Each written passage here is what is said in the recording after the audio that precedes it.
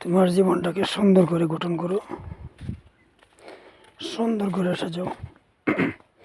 ইমান, নেক আমল গুরুত্বপূর্ণ বিষয়।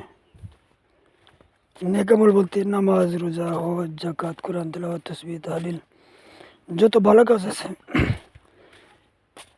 এই সৎ কাজের মাঝে, নেক কাজের মাঝে সবই সামিল, সবই এর অন্তর্ভুক্ত। আমলে চলে তার মাঝে সবই অন্তর্ভুক্ত। জান্নাত পাইতে হইলে, আল্লাহকে পাইতে হইলে ইমান এবং আমলে চলে নেক আমল লাগবো, সৎকর্ম লাগবে। আর জাহান্নাম থেকে বাঁচতে হবে, গুনার কাছ থেকে বাঁচতে হবে।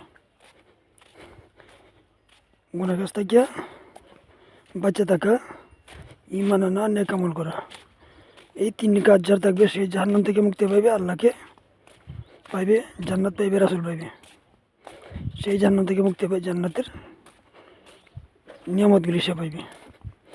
যার ইমান নাই, নেক আমল নাই, গুনায় লিপ্ত, সে ব্যক্তি জান্নাত পাইবে না, জাহান্নাম সে পাইবে। আল্লাহ তার প্রতি অসন্তুষ্ট, রাসূল তার প্রতি অসন্তুষ্ট।